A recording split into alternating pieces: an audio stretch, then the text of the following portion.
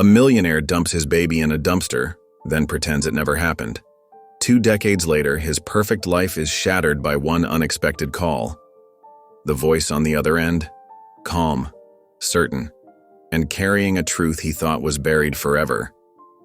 What if your darkest mistake came back? Not for revenge, but for something far more powerful.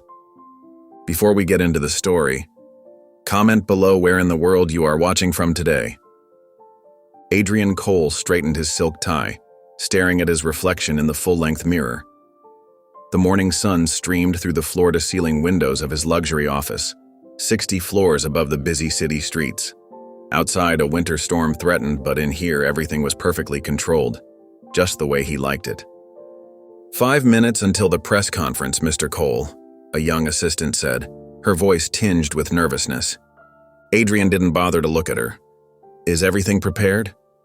Yes, sir, the reporters are all seated. Your speech is loaded in the teleprompter. Around him, a small army of people fussed. His PR director adjusting his pocket square, a makeup artist dabbing powder on his forehead, another assistant holding out a glass of water. Through the walls, he could hear the muffled sounds of applause as his company's latest success was being announced. Yet, despite the commotion, Adrian felt nothing. His expression remained hollow, empty. The face in the mirror looked back at him, handsome, powerful, successful, but somehow not quite real. Later that afternoon, Adrian sat behind his massive desk when a timid knock interrupted his thoughts. Mr. Cole, Jenna Lee is here to see you. Helen Rivera, his executive assistant, announced from the doorway. Adrian frowned. The intern? I don't have her on my schedule. She says it's urgent, sir. With a sigh, Adrian waved his hand. Fine. 5 minutes. Jenna entered, her hands trembling as she clutched her purse. Her face was pale, eyes red-rimmed. What is it? Adrian asked coldly. Mr. Cole, Jenna's voice cracked.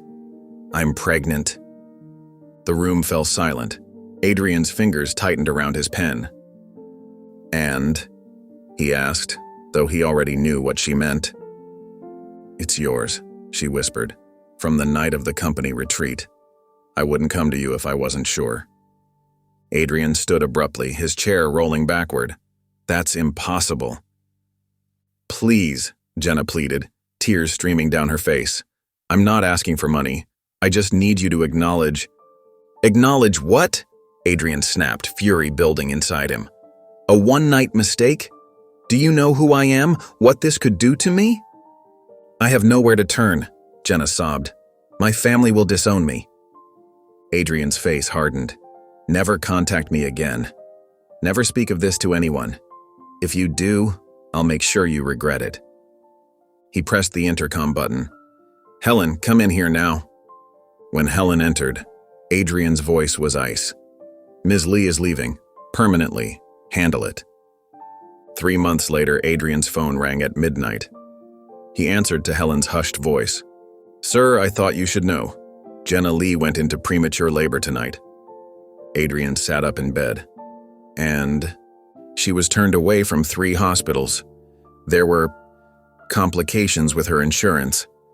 Legal issues. Adrian knew what that meant. His lawyers had been thorough. She died, sir, during childbirth. The words hung in the air. Adrian said nothing. Sir, did you hear me? Yes, he finally replied. These things happen. After hanging up, Adrian walked to his bar and poured himself a whiskey. He sat in the darkness, staring at the amber liquid, his face expressionless. It was unfortunate, he told himself, but necessary. A complication removed. The whiskey remained untouched as snow fell silently outside his window.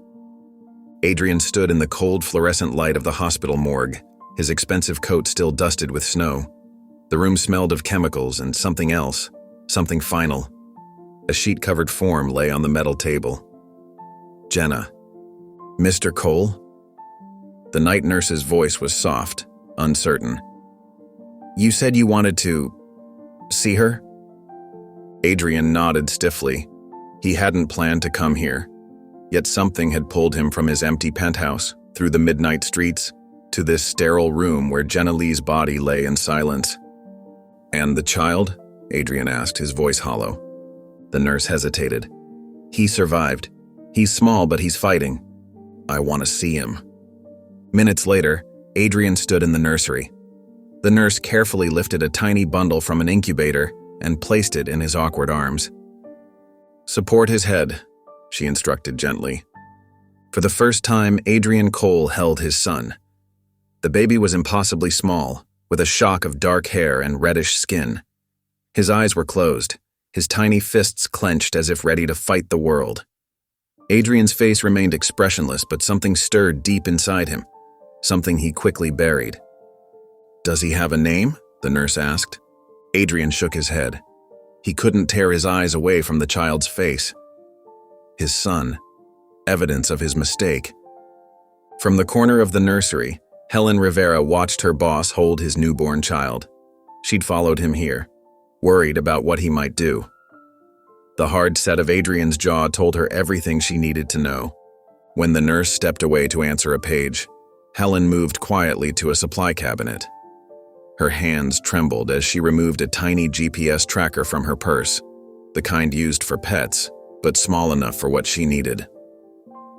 While Adrian stared blankly at his son, Helen slipped to the other side of the bassinet and carefully tucked the tracker into the hospital bracelet around the baby's ankle. She stepped back just as Adrian looked up. Their eyes met across the room. Helen saw something she'd never witnessed before: fear in Adrian Cole's eyes. The expensive car slid slightly on the icy roads as Adrian drove through the deserted streets. Beside him on the passenger seat lay the baby, wrapped in hospital blankets. The child slept, unaware of his father's internal struggle. Adrian passed a church, its stained glass windows dark in the night. He slowed, then drove on. A fire station appeared, lights still burning inside. A safe haven where he could leave the child, no questions asked. Again he drove past. Pride and fear warred within him. A Cole did not make mistakes. A Cole did not leave evidence of weakness. The car finally stopped behind a 24-hour diner on the edge of town. Adrian sat for long minutes, engine running, heater blasting against the bitter cold. Then, decision made, he lifted the bundle and stepped out into the night. Behind the diner stood a dumpster, clean enough, close enough to the kitchen door that someone would find the baby soon. Adrian stood there, his breath making clouds in the freezing air, his son cradled against his chest. With trembling hands, he pressed his lips to the baby's forehead. A kiss goodbye. Then he placed the bundle near the dumpster, not in it. He couldn't bring himself to do that, and walked away without looking back. Helen's fingers trembled as she fumbled with her phone in the freezing car. The GPS tracking app blinked to life, showing a small red dot on the screen. Her heart pounded against her ribs when she saw the location. Not a hospital, not a church, but somewhere on the outskirts of town. "Oh God, Adrian," she whispered, starting her car with shaking hands. The roads were treacherous with black ice, but Helen drove faster than was safe. Snowflakes swirled in her headlights as she followed the signal to a dingy diner parking lot. She skidded to a stop, leaving the engine running as she jumped out. "Please be alive," she prayed, her breath clouding in the frigid air. The signal led her behind the building where a dumpster loomed in the darkness. At first, she saw nothing. Then she heard it, a weak, muffled cry. There on the cold ground beside the dumpster lay a small bundle. Frost had begun to form on the exposed parts of the baby's face, his cries growing fainter by the second. "No, no, no," Helen gasped, scooping up the tiny body. He was so cold, too cold. His skin had a bluish tinge that made her stomach lurch with fear. She unzipped her coat with one hand and tucked the baby against her chest, trying to share her warmth. His little body shuddered against hers. "You're safe now," Helen whispered, tears freezing on her cheeks. "I've got you." Back in her car with the heater blasting, Helen wrapped the baby tightly in her scarf.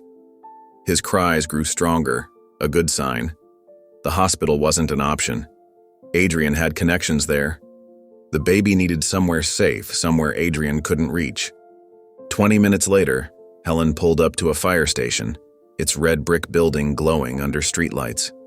She knew they had a safe haven program, no questions asked. She found a scrap of paper in her purse and scribbled a note with trembling fingers. He deserves love. Please give him a better life.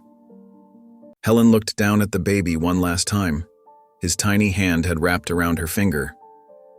You deserve so much better than this, she whispered, pressing a gentle kiss to his forehead. Be happy, little one. With the note tucked into the blanket, Helen rang the fire station bell and placed the bundle in the sheltered entryway. She hid behind her car, watching until a firefighter opened the door and discovered the baby with a look of surprise. Only when the baby was safely carried inside did Helen drive away, tears streaming down her face. 3 months later, Thomas and Lena Parker signed the final adoption papers for the baby boy, who had been left at the fire station that snowy night. Noah, Lena said softly, cradling him in the rocking chair of their modest living room. Our little Noah Parker. Thomas stood beside them, his calloused hand gently stroking Noah's dark hair. He looks like he belongs here, he said, his voice thick with emotion.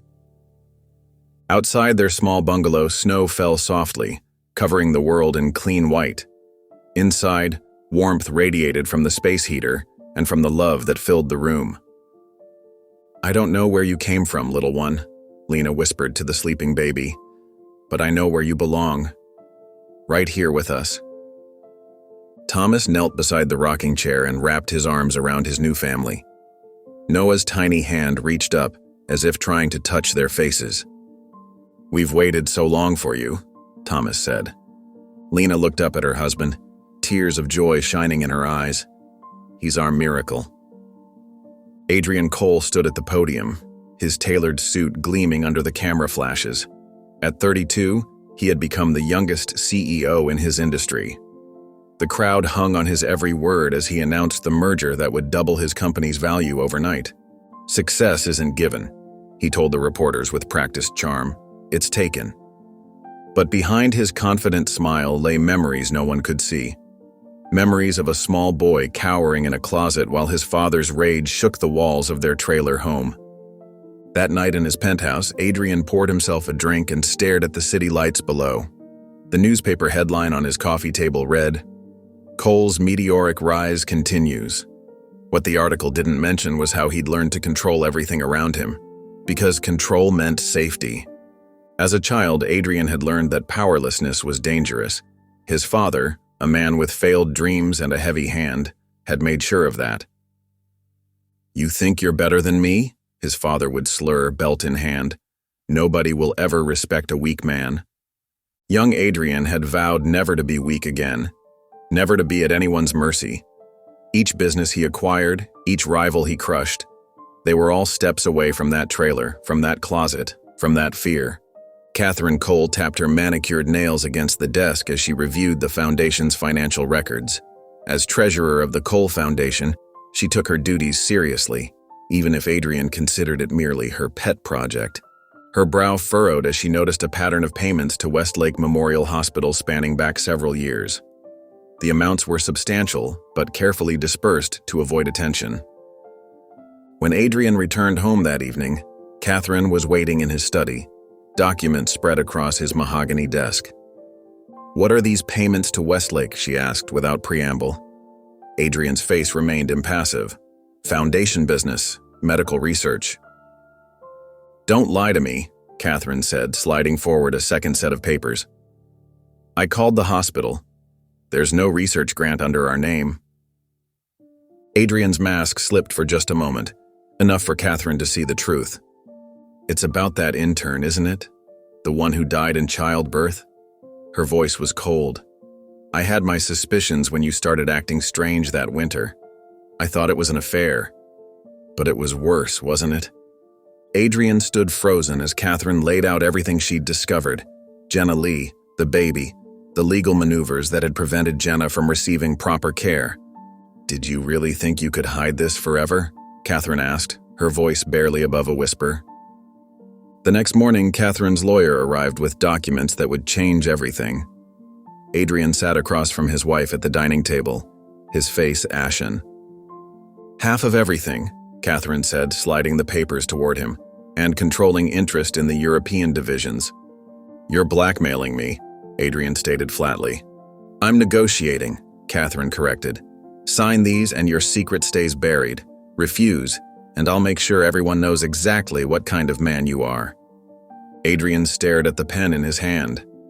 Everything he'd built, the empire he'd created to prove his worth, to ensure he'd never be powerless again, was crumbling. With dead eyes, he signed his name on every flagged page. Each signature stripped away another layer of his carefully constructed life. "We'll maintain appearances in public," Catherine said, collecting the documents, "but we both know what this marriage is now."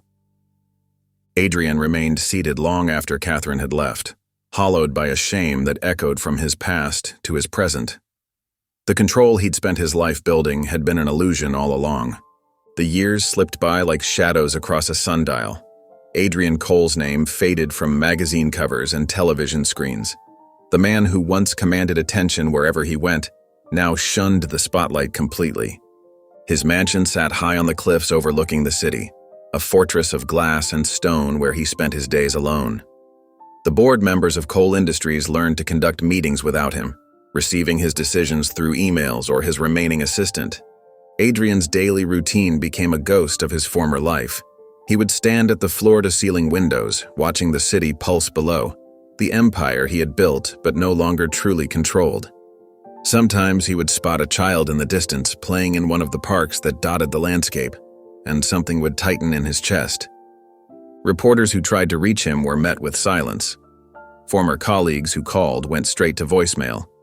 Even Catherine, who maintained the facade of their marriage at necessary functions, rarely saw him in person. "Mr. Cole has become increasingly private," his publicist would tell the press. "He's focusing on personal projects." The truth was simpler and more painful. Adrian Cole was hiding from a world he could no longer face. In a modest neighborhood across town, Noah Parker's laughter filled a small backyard as his adoptive father jogged alongside his wobbling bicycle. "You're doing it, Noah, keep pedaling," Thomas Parker called out, his weathered hands finally releasing the back of the seat. For 3 glorious seconds, 8-year-old Noah maintained his balance before tumbling sideways onto the grass. Thomas rushed over, but Noah was already giggling. "Did you see? I did it," he exclaimed, his dark eyes shining with pride. "You sure did, buddy." Thomas helped him up, brushing grass from his knees. "Your mom's gonna be so proud." Inside their cozy kitchen, Lena Parker was arranging chocolate chip cookie dough on a baking sheet. Her face lit up when Noah burst through the door, words tumbling out about his biking adventure. "I knew you could do it," she said, pulling him into a flour-dusted hug. "Want to help me with these cookies?" Noah nodded eagerly, climbing onto a stool at the counter. As they worked side by side, his small fingers pressing down each ball of dough, a familiar question surfaced. "Mom?" he asked quietly. "Where did I come from? Before you and Dad?" Lena's hands paused. This wasn't the first time Noah had asked. As he grew, his questions about his birth parents became more frequent, more specific. "We don't know much, sweetheart," she answered honestly. "But we know you came to us as the greatest gift we could ever receive." Noah nodded slowly, his eyes thoughtful beyond his years. "But somebody must have known me first, right?" That evening, as twilight painted the sky in shades of purple and gold, Thomas entered Noah's bedroom carrying something in his hands. "Son," he said, sitting on the edge of the bed, "your mom and I have been waiting for the right time to give you this." Noah sat up, curious. Thomas placed a small wooden box in his hands, smooth oak with Noah's name carefully carved into the lid. "I made this for you," Thomas explained, "for when you started asking the big questions." With careful fingers, Noah lifted the lid. Inside lay a folded piece of paper, yellowed at the edges. He looked up at his father, then at Lena, who had joined them in the doorway. "It's the note that was with you when they found you at the fire station," Lena explained gently, coming to sit beside them. Noah unfolded it slowly, reading the simple message. "He deserves love. Please give him a better life."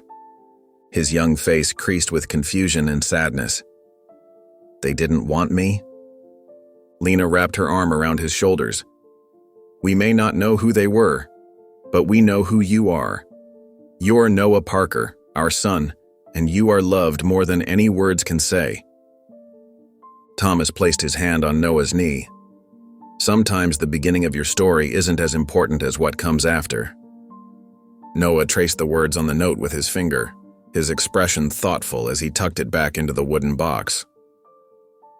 The morning sunlight streamed through the thin curtains of Noah Parker's dorm room.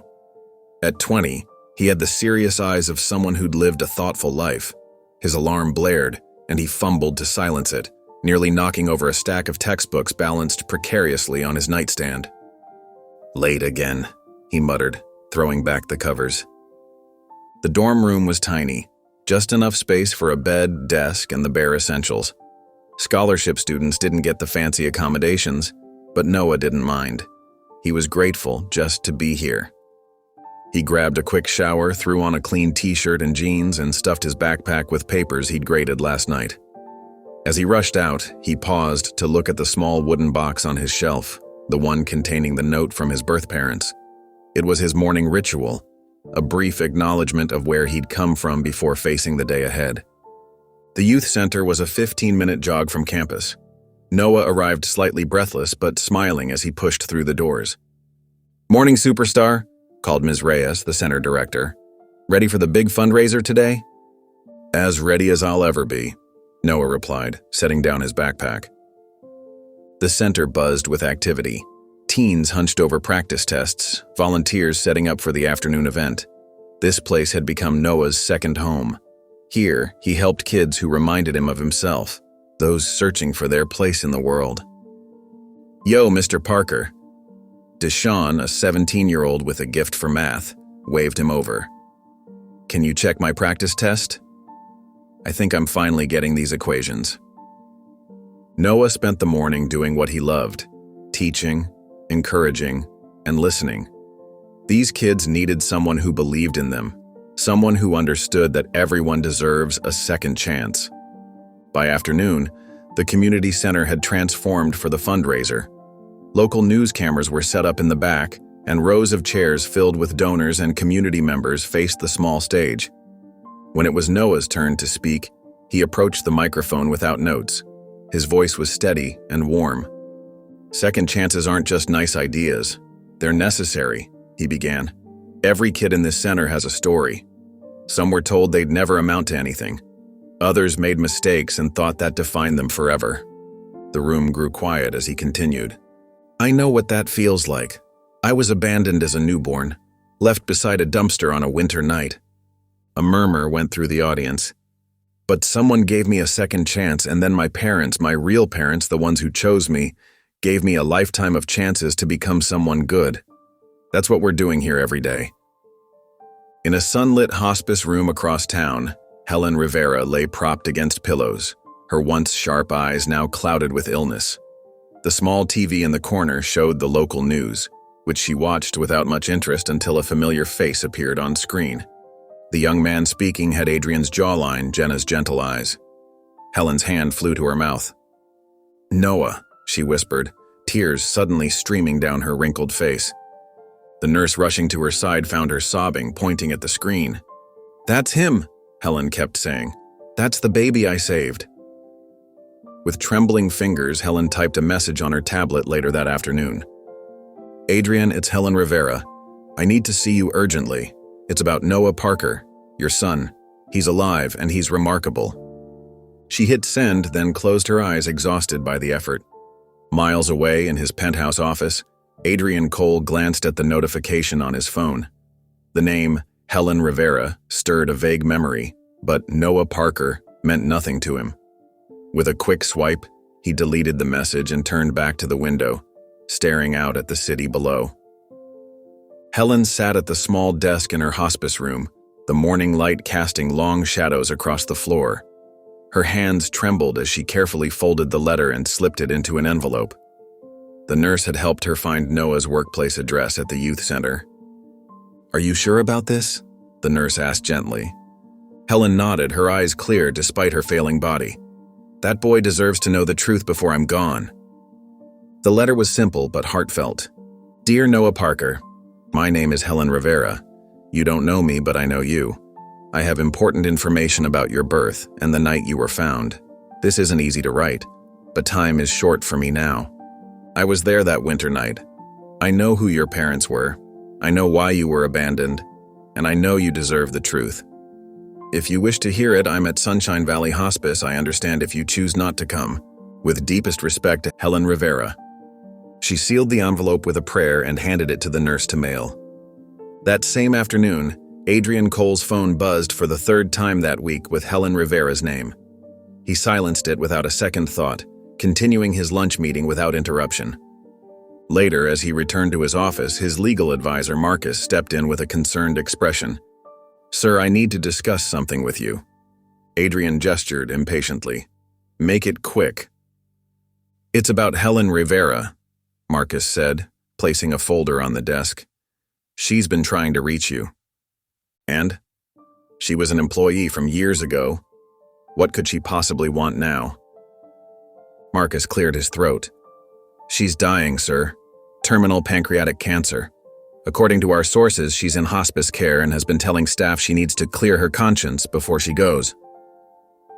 Adrian's face remained impassive, but his hand tightened around his pen. "What conscience?" "She was just an assistant." "Sir, she worked for you during that difficult time. The Jenna Lee situation." The room went silent. Adrian's jaw tightened. "Monitor the situation," he finally said, "but I have no interest in reopening old wounds." At the hospice, Nurse May checked on Helen during her evening rounds. She found her patient asleep, papers scattered across her bed. Carefully gathering them to tidy up, May couldn't help noticing the title page, "The Truth About Noah Parker, a Confession." Beneath it, pages of handwritten notes detailed a terrible night years ago. A powerful man, a newborn baby left by a dumpster, and Helen's desperate race to save him. May's hands shook as she realized what she was reading. She carefully replaced the papers where she'd found them and backed out of the room. Noah sat alone in the youth center office after hours. Helen's letter opened before him. He'd read it a dozen times, searching for clues, for truth, for tricks. The paper trembled in his hands. "You okay?" asked Ms. Reyes, poking her head in. Noah looked up, his eyes troubled. "Someone who knows about my birth parents contacted me." "Wow, that's big. What are you going to do?" Noah folded the letter carefully. "I think I need to meet her. She's in hospice care. I don't have much time." He took a deep breath. "I'll go next week. I need to prepare myself first." He slipped the letter into his pocket, his mind racing with questions that had haunted him his entire life. Questions that might finally have answers. That night, Noah couldn't sleep. Helen's letter burned in his thoughts like a flame that wouldn't die down. Around midnight, he grabbed his laptop and began searching through public databases for adoption records. The county archives had digitized most of their files in recent years. Noah's fingers moved quickly across the keyboard, typing in dates, locations, and the fire station's address.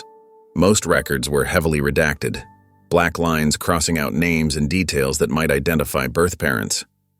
Then he found it, a report from the exact night he was left at the fire station. The document was mostly blacked out, but several details caught his eye. The report mentioned a tracking device found on the infant, which hadn't been in any of the stories his parents had told him. Even stranger, there was a note about possible connection to high-profile individual, with the rest completely redacted. Noah sat back, his heart pounding. This wasn't a simple case of a desperate mother leaving her baby. Something much bigger had happened that night. The next morning, Noah drove to his childhood home. Lena Parker was in the garden, her hands deep in soil, planting spring flowers. When she saw Noah's troubled face, she immediately stood up. "What is it, sweetheart?" she asked, wiping her hands on her apron. They sat at the kitchen table, mugs of tea growing cold between them as Noah explained about Helen's letter and the records he'd found. "Mom, I need to know everything about that night, even the small details you might have thought weren't important." Lena's eyes grew misty. She reached across and took Noah's hand. "There was something," she admitted quietly. Something your father and I decided not to tell you, because we didn't want you obsessing over it. Noah leaned forward. What? When they found you, you were wearing a hospital bracelet. Most of it was just standard information, but there were initials written on the inside in permanent marker. A C. We always wondered if that was your birth father or maybe your mother's way of naming you. Noah felt a chill run through him. A C, he repeated. Those two letters suddenly felt heavy with meaning. Why didn't you tell me before?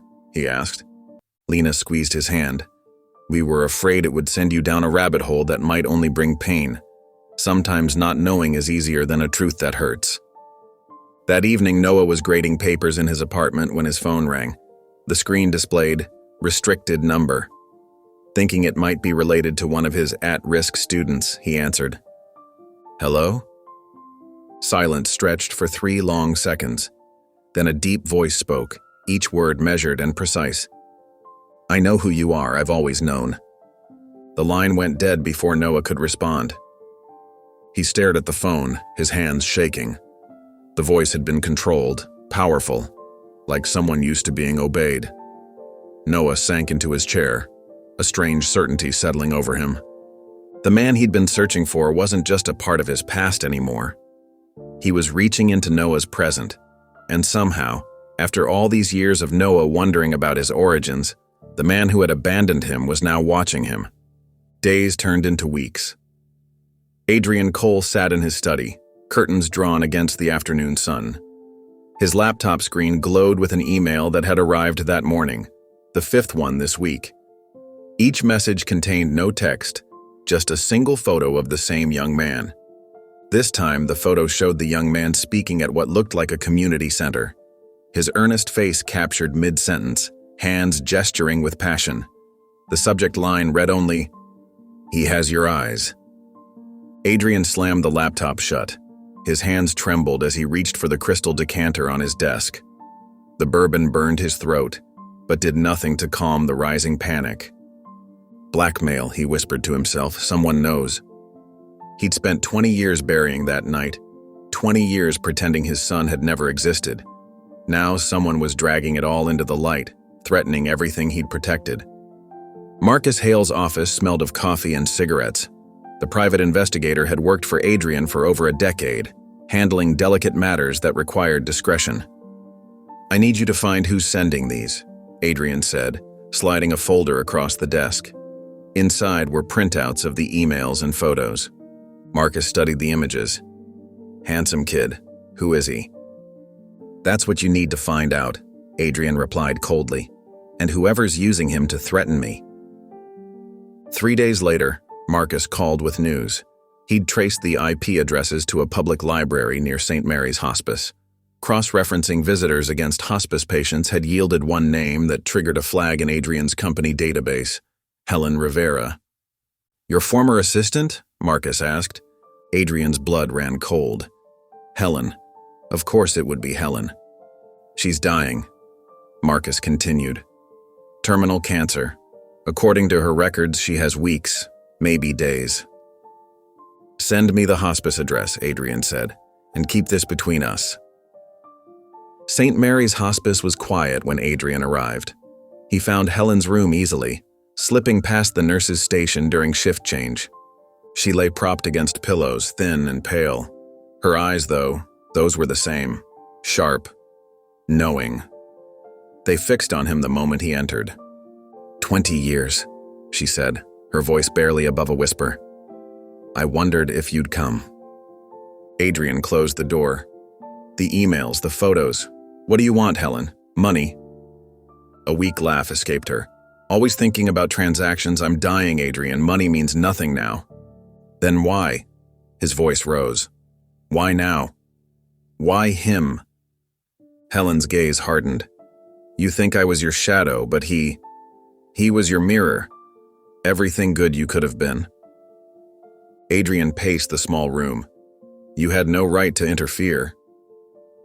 I had every right, Helen countered, when you left him to die. Adrian stopped, staring at her. What have you done?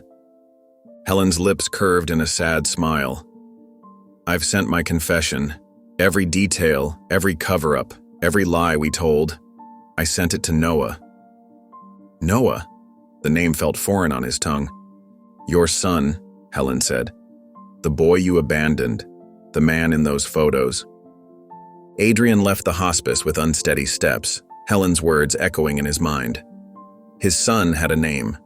His son was alive. And soon, his son would know everything.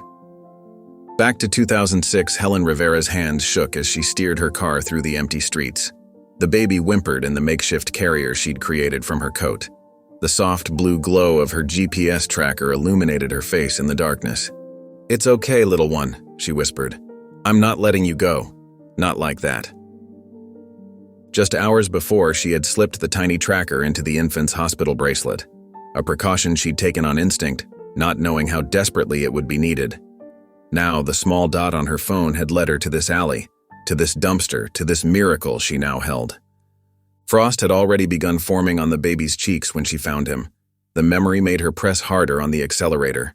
The fire station's red brick building came into view. Helen parked across the street checking for witnesses before stepping out with the bundled infant. The night air bit through her thin blouse, but the baby was warm against her chest. You deserved better than this, she murmured, kissing his forehead. His tiny fingers wrapped around her pinky, and Helen felt her heart crack. So much better. With trembling hands, she placed the baby on the fire station steps. From her pocket, she pulled a hastily written note. He deserves love. Please give him a better life. She tucked it into the blanket, alongside the bracelet marked AC. The station's bell rang loudly when she pressed it. Helen hid behind a parked car, watching as a firefighter opened the door, looked down in surprise, and gently gathered the infant into his arms. Only when the door closed did Helen allow herself to cry.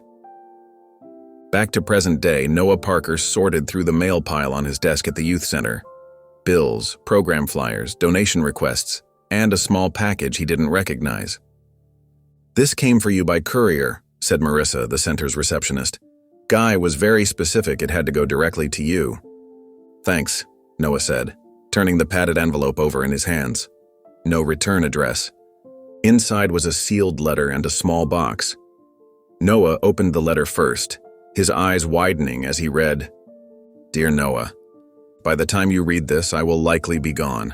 My name is Helen Rivera. 20 years ago, I worked for a man named Adrian Cole. On January 15, 2006, I followed him to a diner where he abandoned his newborn son beside a dumpster. That child was you. Noah's hands began to shake. I used a GPS tracker I'd hidden in your hospital bracelet to find you. I took you to the West Side Fire Station where you were eventually adopted by the Parkers. I've enclosed proof of everything, including the bracelet you wore that night. Noah fumbled with the small box. Inside lay a faded hospital bracelet, the letters AC clearly visible. The letter continued, Adrian Cole is your biological father. Your mother was Jenna Lee, an intern who died in childbirth. I've spent 20 years keeping this secret. I cannot die with it any longer. You deserved to know the truth. The paper slipped from Noah's fingers. Attached was a printed photo of the GPS tracker screen from that night, showing the dumpster location, and another photo of him as a newborn at the hospital. His vision blurred. His father hadn't just given him up. He'd left him to die. And the woman who'd saved him had kept silent all these years.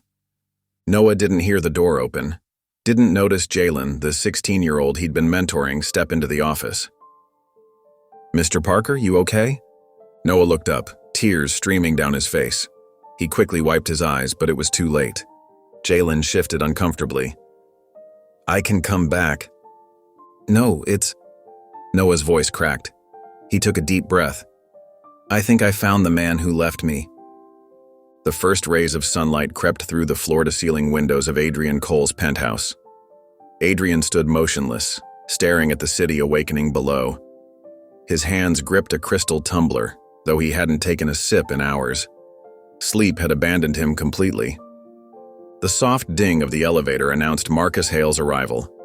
Adrian didn't turn as his investigator's footsteps approached. You have it all? Adrian asked, voice rough from silence. Everything, Marcus confirmed, placing a manila folder on the glass table.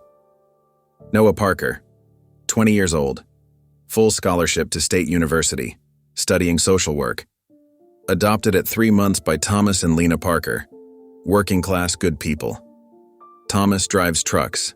Lena's a school cafeteria manager.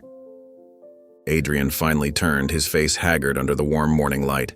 He opened the folder with unsteady hands and froze at the photograph clipped to the first page. The young man staring back had Adrian's jawline, his eyes, but something else, a gentleness, a warmth that Adrian recognized from another face long ago. "Jenna," he whispered, touching the photo. "He volunteers at the Westside Youth Center," Marcus continued. "Started a literacy program there. Top of his class. Well-liked. No criminal record, not even a parking ticket." Adrian sank into his leather chair, still staring at the photo. "He's nothing like me." "That's probably for the best," Marcus said quietly. Adrian's head snapped up, eyes flashing with brief anger that quickly faded into resignation.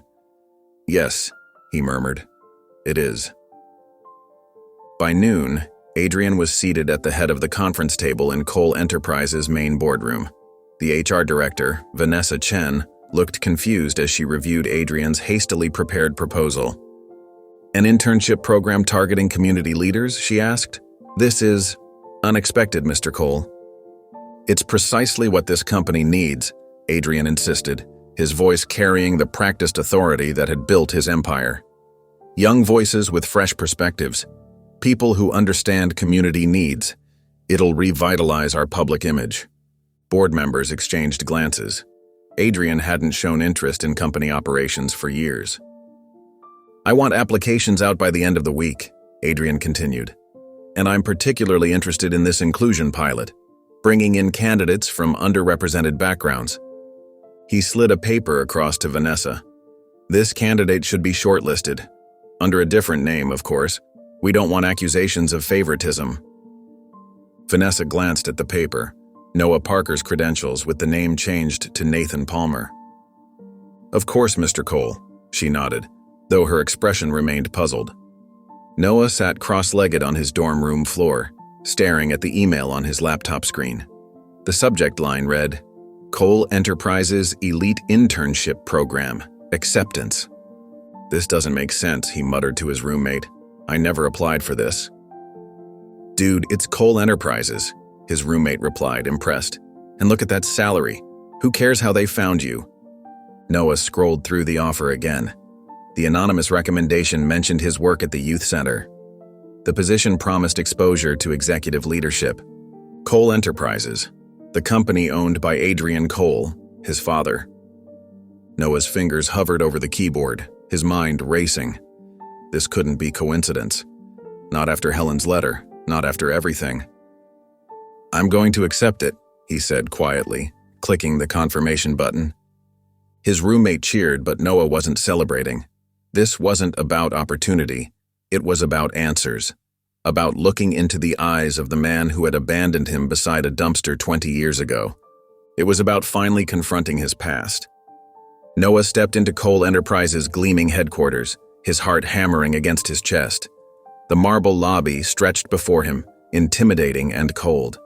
He clutched his messenger bag tighter, reminding himself why he was here. Mr. Palmer? A receptionist called the fake name they'd given him. "The orientation is in conference room C. Take the elevator to floor 32. Noah nodded, swallowing hard. He'd practiced for this moment countless times in his mirror, but nothing could prepare him for what waited upstairs. The elevator doors opened to a sleek hallway. Noah followed the signs to conference room C and froze in the doorway. Sitting at the head of the table was Adrian Cole himself, the man from magazine covers and news reports, the man whose blood ran in Noah's veins. "You must be Nathan Palmer," Adrian said, standing to shake Noah's hand. His voice was steady, but Noah noticed a slight tremor in his fingers. "Yes, sir. Thank you for the opportunity," Noah replied, meeting Adrian's gaze directly. Their hands connected, and Noah felt a jolt, not of recognition, but of the stark reality that this stranger was his father. Adrian's eyes widened slightly, Then his professional mask returned. "Please have a seat, we're just getting started." Neither revealed what they knew. The air between them crackled with unspoken truths as the orientation continued. 2 weeks later, Noah stood before the board of directors, presenting his team's findings on community investment opportunities. His voice rang clear and confident through the boardroom. "By targeting educational programs in these 5 neighborhoods," Noah explained, pointing to his carefully prepared charts, "we can make a measurable impact while building brand loyalty in underserved communities." The board members nodded approvingly. In the back of the room, Adrian sat quietly, watching Noah command the space with natural ease. After the presentation, board members surrounded Noah with congratulations. Adrian waited until the crowd dispersed before approaching. "That was impressive work, Nathan," he said. "I'd like to discuss your ideas further. Are you free for dinner tomorrow evening?" Noah's pulse quickened. "Yes, I'd be honored." "Good. The Riverside at 8. My assistant will send details." The Riverside restaurant glowed with soft lighting as Noah sat across from Adrian. Crystal glasses caught the candlelight between them. Noah studied Adrian's hands, the same long fingers as his own, the same slight crease between the eyebrows when concentrating. "Your presentation was remarkable," Adrian said, swirling his wine. "Where did you develop such insight into community needs?" "I grew up in a working-class neighborhood," Noah answered truthfully. "And I volunteer at a youth center. You see what matters when you're close to the ground." Adrian nodded slowly. "You have a perspective many in this company lack." As their entrees arrived, Noah caught Adrian studying him. "Is something wrong?" Noah asked. Adrian set down his fork. You remind me of someone I used to know." Noah's heart skipped. He took a careful sip of water, then smiled. "Maybe you knew my father." The words hung between them like a challenge. Adrian's face paled slightly, but he recovered quickly. "Perhaps," he murmured, "this city can be surprisingly small." The third dinner with Adrian felt different. The restaurant was quieter, tucked away in a corner of the city where cameras and business associates wouldn't find them. Noah noticed Adrian had chosen a private booth in the back, away from prying eyes. "You've been with us almost a month now," Adrian said. His usual commanding tone softened around the edges. "Your work has been exceptional." "Thank you, sir," Noah replied, still maintaining the formal distance between them. Adrian stared into his glass of scotch. "You know, when I was about your age, I thought I knew everything." His voice carried a heaviness Noah hadn't heard before. "I made choices that seemed right at the time, necessary even." Noah's heart quickened. He kept his face neutral despite the storm brewing inside him. Was this it? A confession? "What kind of choices?" Noah asked carefully. Adrian sighed.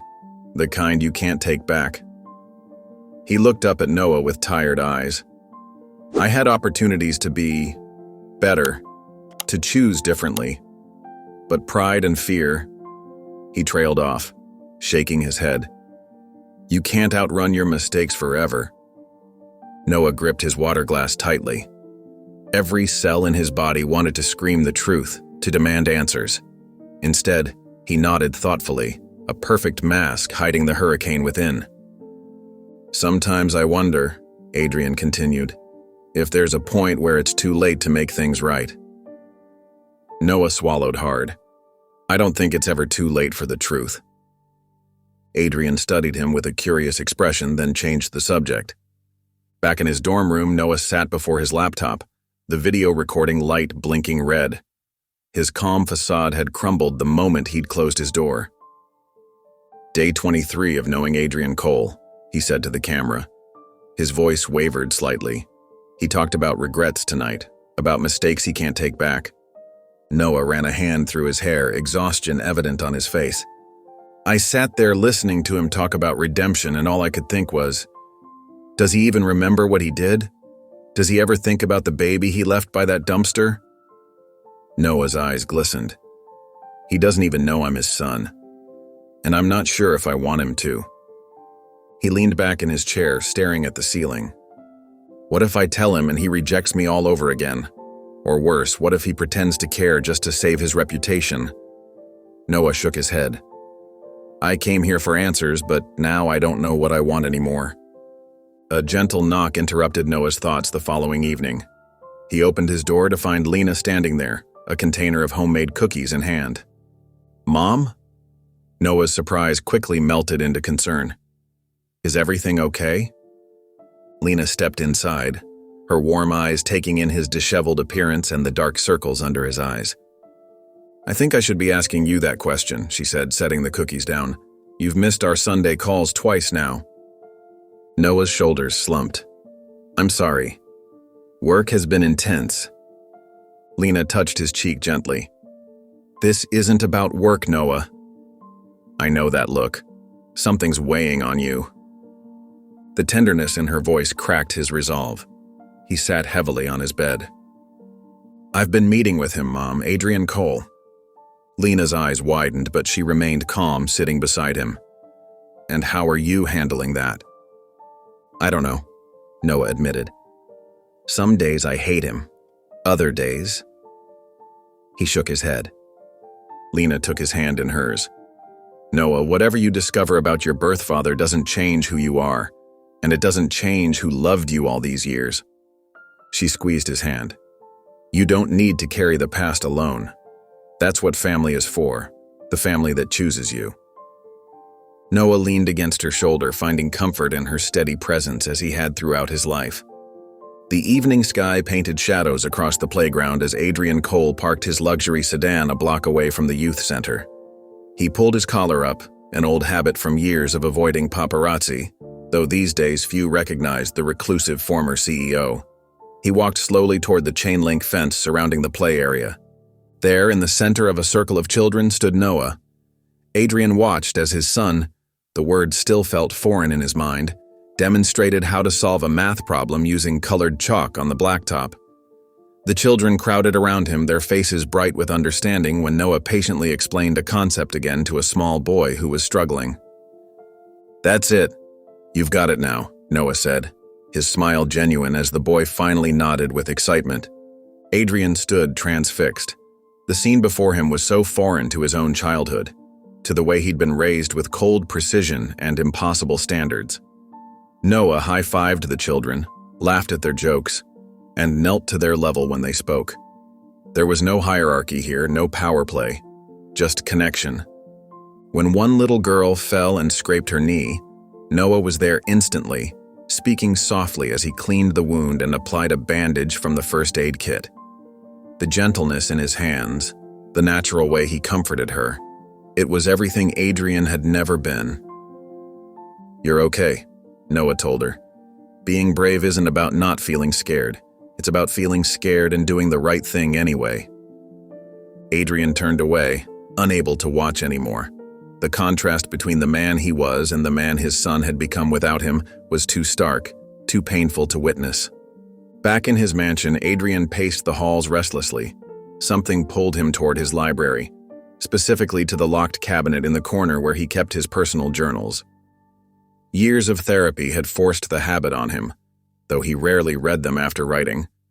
The key felt cold in his palm.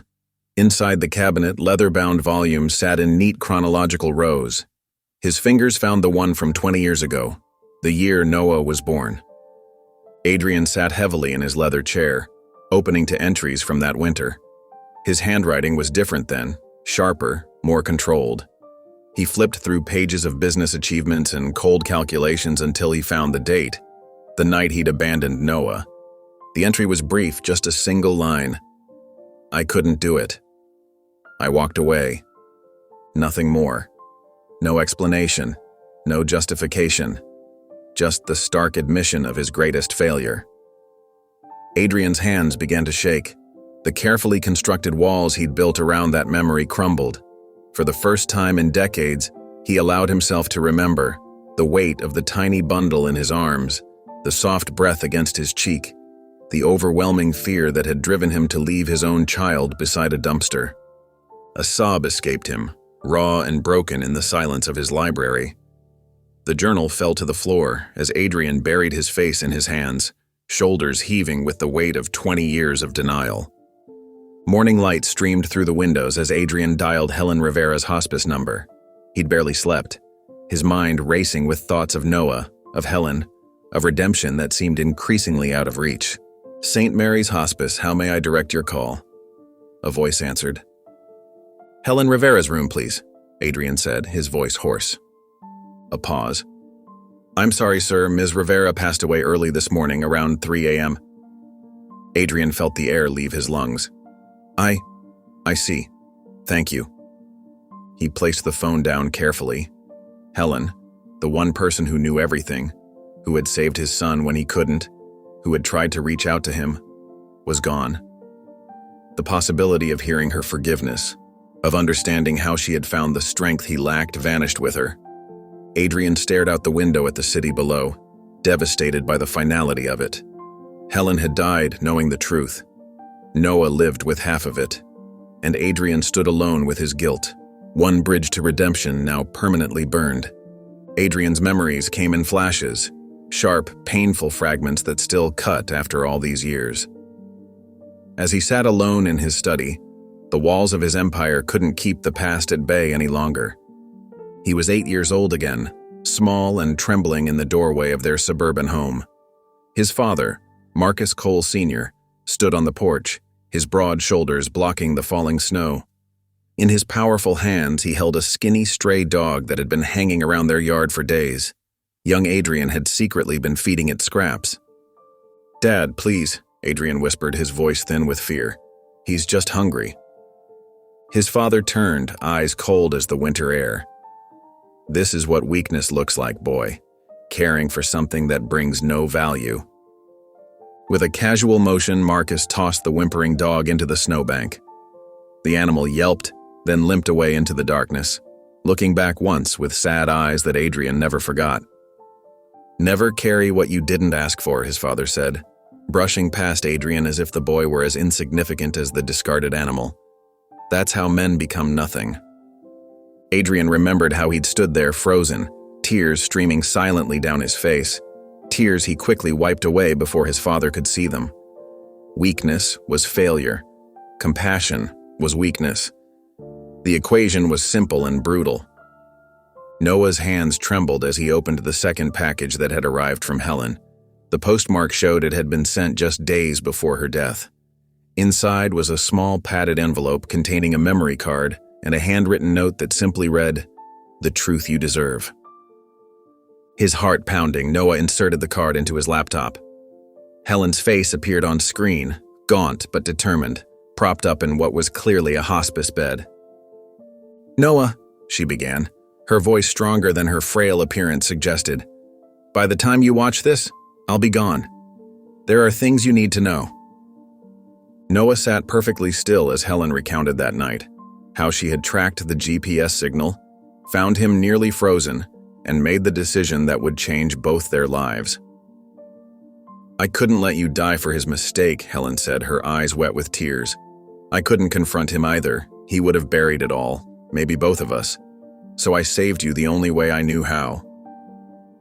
Noah watched as Helen showed a faded photo of herself holding a tiny bundle, him, in the backseat of her car that night. "You were never abandoned, Noah." Helen's voice cracked with emotion. "You were protected. I couldn't give you my name or my home, but I made sure you found love." The video continued for several minutes as Helen explained how she had watched him from afar over the years, making anonymous donations to his school, ensuring his adoption records remained sealed. "I failed in many ways," she concluded, "but not in this, not in saving you." The night air was cool on Noah's face as he sat on the youth center rooftop, the city lights spreading out before him like fallen stars. He pressed play again, watching Helen's confession for the third time. Tears streamed freely down his cheeks, but they weren't only tears of loss. Something else was breaking free inside him, a shifting of the narrative he'd carried his whole life. "You didn't leave me," he whispered to the night sky, to Helen's memory. He did.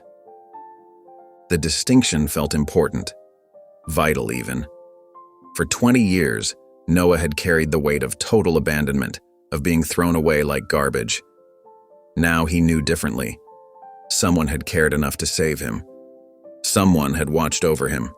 The betrayal remained, but it was no longer the whole story. The summer of 2024 brought clear skies and a buzz of excitement to Cole Enterprises. The annual Leadership Summit was the company's most prestigious event, a gathering of brilliant minds where future visions were shared and celebrated. This year, however, something unprecedented was happening. Adrian Cole stood in his office, adjusting his tie in the reflection of the window. The city sprawled below him, a testament to his empire, but his eyes were fixed on the printed program in his hand. Keynote address: Adrian Cole and Noah Parker, Building Bridges to Tomorrow. "Sir, they're ready for your sound check," his assistant called from the doorway. Adrian nodded, his face a careful mask hiding the storm inside. For 20 years, he had never shared the spotlight at these events.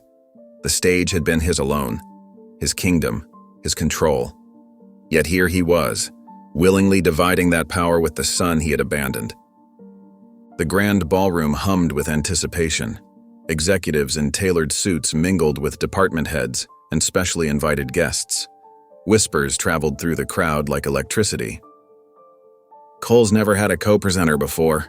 This Parker kid must be something special. I heard Adrian personally requested him." Backstage, Noah reviewed his notes one last time. His hands were steady, but his heart raced.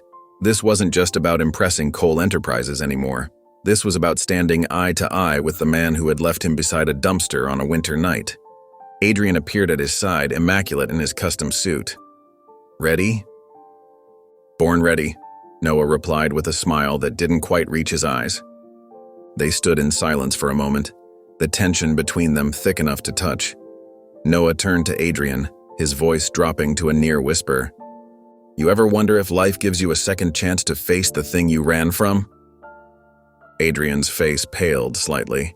His eyes, usually sharp and calculating, softened with something like fear, or perhaps recognition. "I think about it every day," he answered quietly. Before Noah could respond, the stage manager approached. 2 minutes, gentlemen." The presentation was flawless. Adrian spoke with his trademark authority about innovation and legacy, while Noah brought fresh perspectives on community impact and ethical leadership. They moved around each other on stage like dancers following an unspoken choreography, professional, polished, perfect. The audience was captivated. Board members nodded approvingly. Department heads took furious notes. When Adrian stepped forward for his final remarks, the room fell into respectful silence. "Today marks a new chapter for Cole Enterprises," Adrian announced, his voice strong and clear, "and I can think of no better guide into that future than Noah Parker." He gestured toward Noah with an open palm, a simple movement that seemed to cost him tremendous effort. His vision, his compassion, his leadership, these are the qualities that will define us moving forward. The crowd erupted in applause. Camera flashes popped throughout the ballroom. On paper, it was a triumph, the king publicly anointing a successor. But as Noah stepped to the microphone, accepting the spotlight with grace and humility, Adrian's hands began to tremble at his sides. The polished veneer he had maintained for decades was cracking. Watching his son, this brilliant young man he had thrown away, speak with such wisdom and heart, made his guilt swell uncontrollably inside his chest. Adrian Cole, master of his universe, stood on stage feeling like the fraud he truly was. And somewhere deep inside, he began to suspect that Noah Parker knew exactly who he was speaking beside. The Leadership Summit concluded with thunderous applause, but there was no time for celebration.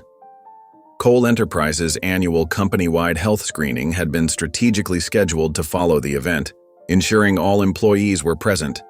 "Just a quick swab inside your cheek," the medical technician explained to Noah as he sat in the temporary medical station set up in a conference room. "It's for our new biometric security system, much safer than keycards." Noah nodded, opening his mouth as the cotton swab collected his DNA. Around him, dozens of other employees were doing the same, a routine procedure that seemed perfectly ordinary. "All done," the technician said cheerfully, placing Noah's sample into a labeled tube. Results processed within 48 hours. Noah had no reason to suspect anything unusual. He gathered his belongings, thinking only of his successful presentation and Adrian's unexpected praise. Marcus Hale moved with purpose through the executive floor, a sealed envelope clutched in his hand. He knocked twice on Adrian's office door before entering without waiting for a response. Adrian looked up from his computer. "I said no interruptions, Marcus." "You'll want to see this, sir." Marcus placed the envelope on the desk.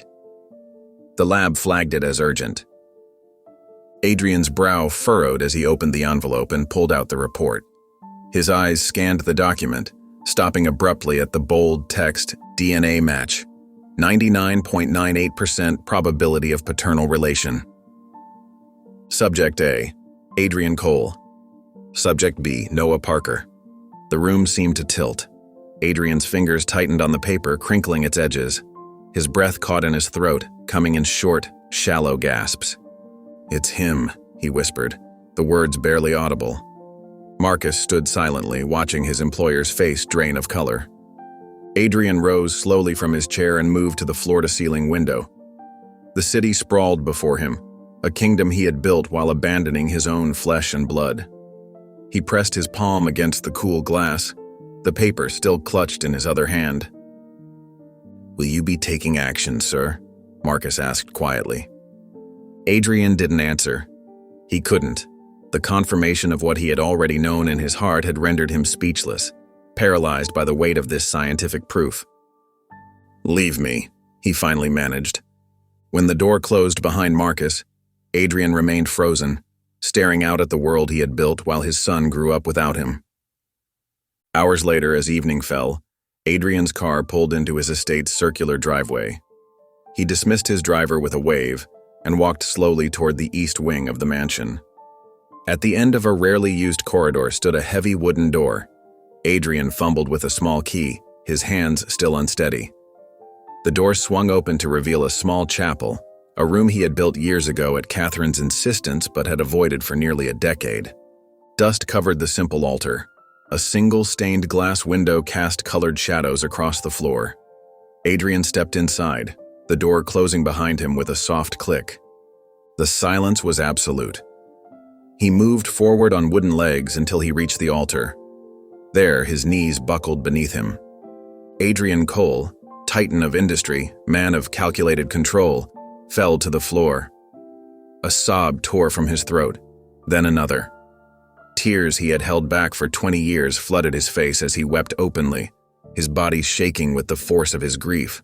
"What have I done?" he gasped between sobs.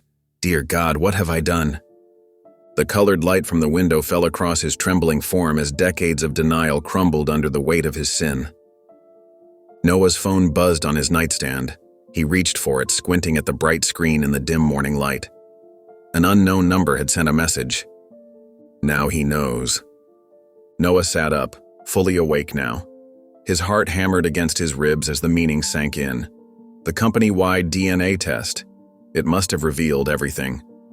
Adrian Cole now had scientific proof that Noah was his son. "He knows," Noah whispered to the empty room. He stared at the 3 simple words on his screen, his thumb hovering over the reply button. What could he possibly say? He waited all morning for Adrian to contact him. Each time his phone buzzed, Noah lunged for it, only to find routine notifications or messages from friends. By afternoon, the silence from Adrian was deafening. The Cole Enterprises headquarters buzzed with its usual activity, but Noah felt like he was moving through a fog. He spotted Adrian across the lobby, surrounded by executives. Their eyes met briefly before Adrian turned away, making a show of checking his watch. Noah tried to focus on his work, but his mind kept drifting. The weekly mentorship dinner they'd scheduled for that evening. Would Adrian still show up? The answer came in a terse email from Adrian's assistant. "Mr. Cole sends his regrets. All meetings canceled until further notice." 3 days passed this way. Adrian's office door remained closed. Calls went to voicemail. The man who had been grooming Noah for leadership had vanished behind walls of silence. Finally, Noah caught sight of Adrian alone in the hallway near the executive conference rooms. He quickened his pace. "Adrian," Noah called out, "we need to talk." Adrian stopped, his shoulders tensing visibly. He turned slowly, his face a careful mask. "I know that you know," Noah said, his voice low but steady. "The DNA test." Adrian's eyes, so like Noah's own, filled with something that looked like pain. He opened his mouth, closed it, then simply said, "I'm sorry," before turning and walking away. Noah stood frozen, watching the father who had abandoned him twice now disappear around the corner. That evening, Noah sat on the rooftop of the youth center, a place that had always brought him peace. Jalen, one of his most troubled but promising mentees, found him there, staring out at the city lights. "You look like someone died," Jalen said, dropping down beside him. Noah gave a humorless laugh. "Just my hopes, maybe. That rich dude you've been hanging with?" Noah nodded. "He found out I'm his son, and he ran." Again, his voice cracked on the last word, even when I stood right in front of him. Jalen was quiet for a long moment, his young face thoughtful beyond his years. "Then maybe it's your turn to decide what running means." "What do you mean?" Noah asked. "I mean, you can run away too, give up, forget him. Or you can run toward something better, something you build yourself." Jalen shrugged. "You're always telling us our past doesn't have to be our future." Noah stared at his young friend, struck by the wisdom in his words. All this time he'd been waiting for Adrian to acknowledge him, to make things right. But maybe that wasn't the point anymore. "He ran again," Noah said softly. "But I don't have to." The weight of silence grew heavier with each passing day. Noah sat at his small desk in his apartment, staring at a blank document on his laptop. Words had always come easily to him at the youth center, encouraging troubled teens, inspiring donors, but finding the right words for Adrian Cole felt impossible. After 3 failed attempts at writing a letter, Noah pushed away from his desk in frustration. The handwritten pages lay crumpled around his feet like fallen hopes. "This isn't working," he muttered. He glanced at his laptop webcam and had a sudden thought. Maybe words on paper weren't enough. Maybe Adrian needed to see his face, the face that mirrored his own in ways Noah was only beginning to understand. With trembling hands, Noah positioned his laptop and clicked the record button. He took a deep breath. "Adrian," he began, his voice steadier than he expected. "You said I reminded you of someone. That's because I am him. I'm the baby you left behind that winter night." Noah's eyes glistened, but he continued, pouring out 20 years of questions, pain, and eventually understanding. "I know about Helen. I know she saved me, but you walked away." He paused, wiping a tear. "I wanted to hate you. Maybe part of me still does. But I also see the man you've become. The man who flinches when he looks at me too long." The recording stretched to 15 minutes. Noah ended with a simple truth. "I didn't come to Cole Enterprises for revenge. I came for answers. The rest is up to you." He saved the file, copied it to a memory stick, and sealed it in an envelope addressed simply, Adrian Cole. Marcus Hale placed the envelope on Adrian's desk with unusual gentleness. "From Noah Parker, sir. He asked me to deliver it personally." Adrian stared at the envelope as if it might explode. "Thank you, Marcus." When the door closed, Adrian's fingers hovered over the envelope. Part of him wanted to burn it unopened. Instead, he carefully extracted the memory stick and inserted it into his computer. Noah's face filled the screen, young, earnest, and undeniably a reflection of his own. "Adrian, you said I reminded you of someone. That's because I am him." The words hit Adrian like physical blows. His carefully constructed walls began to crumble as Noah spoke of abandonment, of growing up wondering why he wasn't wanted, of discovering the truth piece by painful piece. "I know about Helen. I know she saved me, but you walked away." A sob escaped Adrian's throat. He covered his mouth with his hand, tears streaming freely down his face. 20 years of buried guilt erupted at once. "Noah," he whispered, the name feeling sacred on his lips. For the first time, he allowed himself to truly say his son's name with reverence, with acknowledgement. When the video ended, Adrian sat in stunned silence. Then he played it again, drinking in every word, every expression on his son's face. After the second viewing, Adrian's finger hovered over the delete button. He pressed it, watching Noah's face disappear from the screen, not because he wanted to erase him again, but because he didn't yet know how to respond. As the sun began to set, Adrian's black sedan pulled into the small cemetery on the outskirts of town. He hadn't been here in 20 years, not since the day of Jenna's hurried, sparsely attended funeral. He found her grave easily, a simple marker with her name and dates. No epitaph, no mention that she had given birth to a son who survived her. Adrian's legs gave way as he knelt before the stone. The white lily he brought trembled in his hands. "I abandoned them both," he sobbed, placing the flower against the cold marble. "I was so afraid, so proud, so wrong." His tears fell onto the dry earth as dusk painted the sky in shades of orange and purple. "I met him, Jenna," Adrian whispered. "I failed you, but he became everything I'm not." At that moment, Adrian stood frozen in the doorway of the youth center, his expensive suit out of place among the colorful posters and worn furniture. His eyes swept across the room until they found Noah, who sat at a round table surrounded by 5 children. Noah was pointing at words in a book, while a little girl with braids sounded them out carefully. Adrian's heart squeezed in his chest. This was his son, teaching, nurturing, giving what Adrian had never offered him. One of the staff members approached. "Can I help you, sir?" Before Adrian could answer, Noah looked up. Their eyes locked across the room. Noah's expression shifted from surprise to shock to something harder to read. His hand, which had been guiding the child's finger along the page, went still. The little girl tugged at Noah's sleeve. "Mr. Parker, are you okay?" The room seemed to hold its breath. Even the children sensed the sudden tension, their chatter dying down to confused whispers. Noah stood slowly, never breaking eye contact with Adrian. "Jalen," he said quietly to an older teen nearby, "can you take over for me?"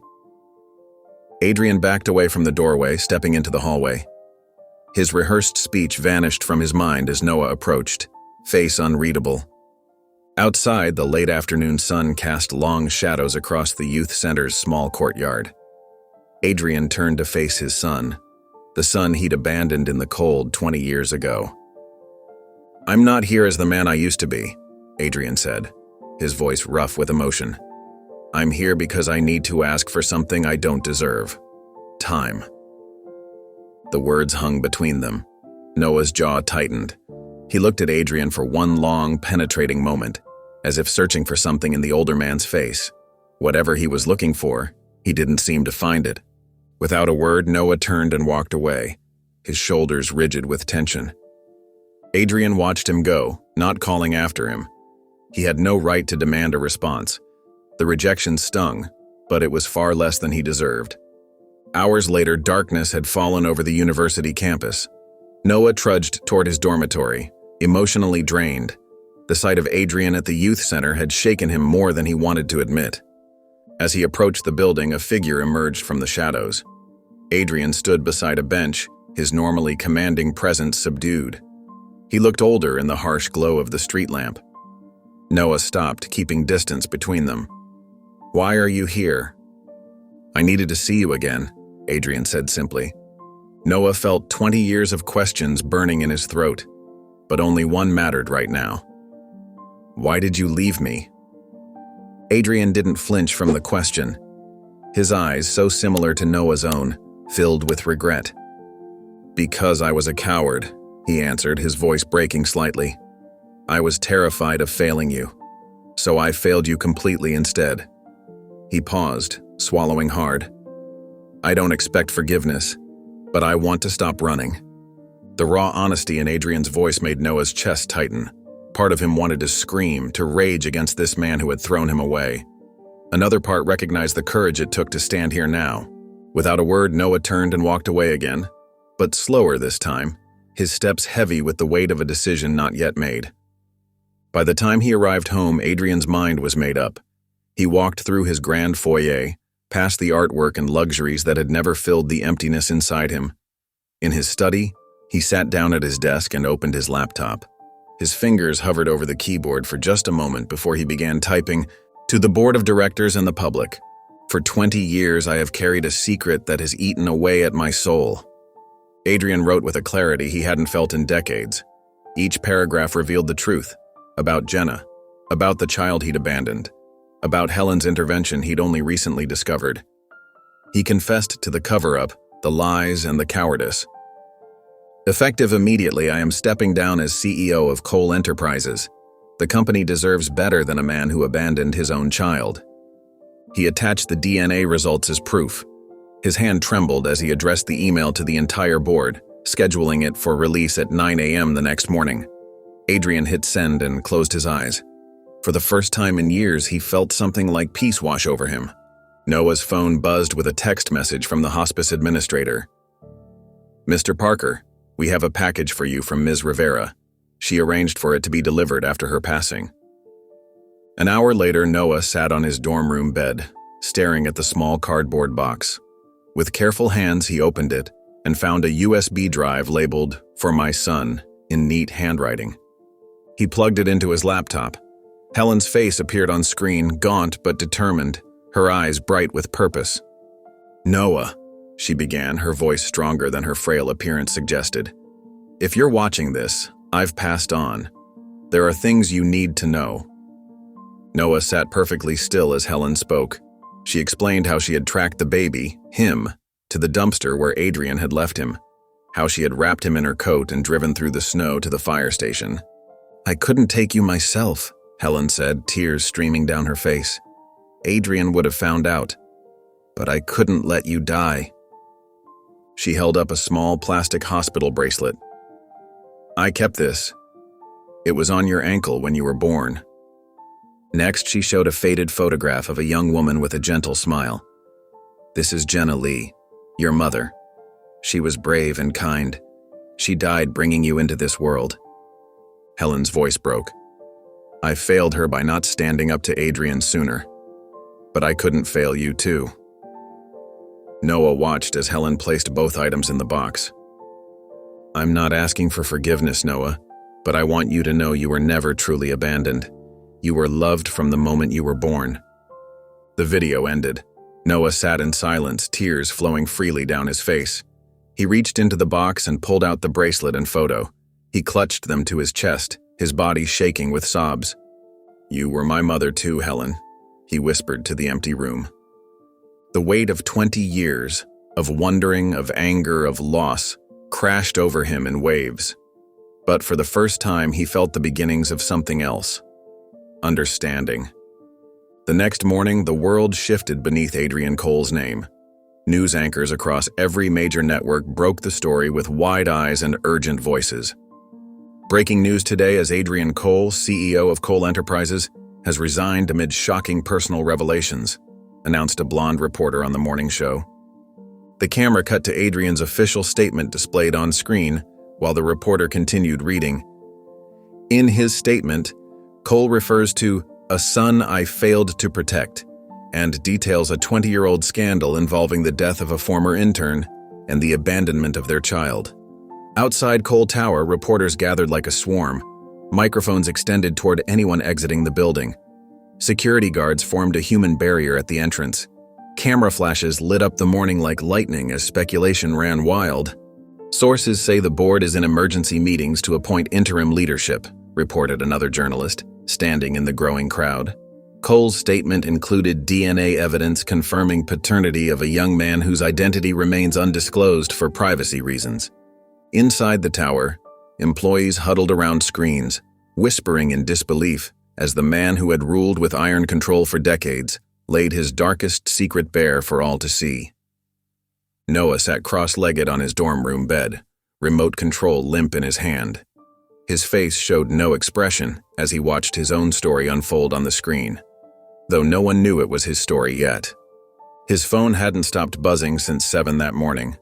First came texts from friends who worked at Cole Enterprises. "Did you see the news?" Then reporters somehow found his number. "Are you the son mentioned in Adrian Cole's statement?" Then sympathy messages from people who had no idea of his connection.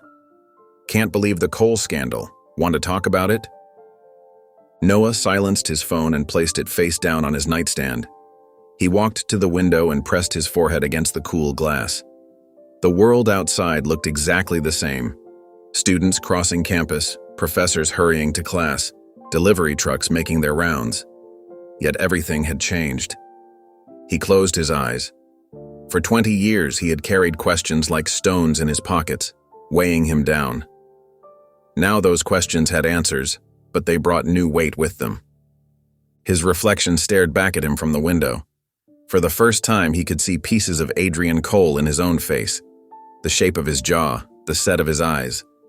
He wasn't sure how to feel about that. That afternoon, Noah pushed a mop across the youth center's main room floor. He had canceled his usual counseling sessions, telling the director he needed space. Instead of talking, he cleaned, wiping tables, organizing books, scrubbing floors, physical work to quiet his mind. Jalen found him in the supply closet, organizing bottles of cleaning solution. The teenager leaned against the doorframe, arms crossed. "Everyone's talking about that Cole dude," Jalen said. "Pretty messed up what he did." Noah nodded, continuing to arrange the bottles. "My mom says he's getting what he deserves," Jalen continued, watching Noah carefully. "You've been quiet all day. You good?" Noah paused, setting down a bottle of window cleaner. "I'm processing." Jalen stepped into the small closet. "That why you're cleaning like the health inspector's coming?" A small smile crossed Noah's face. "Maybe." Jalen hesitated, then asked the question directly. "What happens now?" Noah turned to face his young mentee. The boy's eyes held genuine concern. Noah took a deep breath. "I don't know," he said softly, "but I'm not angry anymore." And as he said the words, Noah realized they were true. The fury that had burned in him since learning the truth, it had dimmed to embers. What remained wasn't forgiveness, not yet. But it wasn't rage either. It was something closer to peace. The next morning, Noah found a cream-colored envelope slipped under his dorm room door. No postmark, no return address, just his name written in elegant, slanting script. He picked it up, turning it over in his hands before carefully breaking the seal. Inside was a single card handwritten in the same flowing script. "I'm speaking tonight. I want you there, not as my son, as the only person I owe my truth to. Adrian Cole." At the bottom was an address and time. Cole Tower, 7 p.m. Noah read the words 3 times, his heart pounding against his ribs. He sat on the edge of his bed, the card trembling slightly in his fingers. The invitation wasn't demanding or pleading. It simply acknowledged a truth between them. Noah wasn't sure if he was ready to stand in the same room with Adrian again, but something in the simplicity of the words touched him. He placed the card on his desk and stared at it for a long time. That evening, Cole Tower blazed with lights. Security guards struggled to maintain order as reporters and camera crews jostled for position in the main conference hall. The board members sat in a solemn row behind the podium, their faces masks of professional concern. At exactly 7 o'clock, Adrian Cole walked onto the stage. Gone was the power suit and perfect appearance. He wore a simple gray shirt and dark pants. His face looked thinner, more vulnerable. The crowd fell silent as he approached the microphone. Adrian cleared his throat and looked directly into the cameras. 20 years ago, I abandoned someone, he began, his voice steady but stripped of its usual commanding tone. Not just a child, but the man I could have been had I stayed. A ripple went through the crowd. Camera flashes intensified. I've spent 2 decades building walls of success and power, Adrian continued. But those walls were built on a foundation of cowardice. I left my son beside a dumpster because I was afraid. Afraid of failure, afraid of judgment, afraid of love. His voice cracked slightly on the last word. He paused, took a breath, and continued. I am not asking to be seen as brave. I am asking to be held accountable. I am not seeking forgiveness. I am seeking to acknowledge the truth I've hidden, even from myself. As Adrian spoke, movement at the back of the hall caught the attention of several reporters. Noah Parker had entered quietly, standing in the shadows. A camera operator spotted him and swung his lens around. Within seconds, his image appeared on the screens flanking the stage.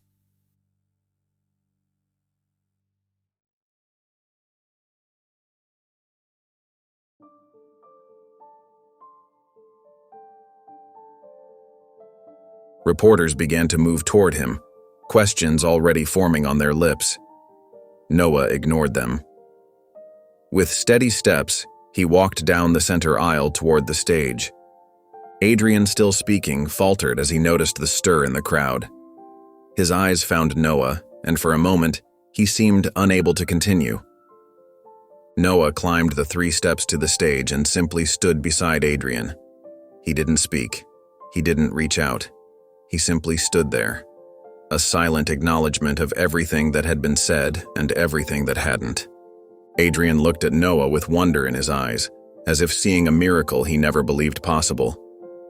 The cameras captured it all, the broken, powerful man and the strong, quiet son, standing together in a moment that needed no words. The board members exchanged glances. The reporters fell silent. For that brief, powerful moment, the truth hung in the air between father and son, raw, painful, and finally free. In the weeks that followed the press conference, Cole Enterprises underwent a profound transformation. The board, initially stunned by Adrian's confession, voted unanimously to support his vision for a new direction. The company that had once prioritized profit margins and market domination now redirected its considerable resources towards social impact initiatives.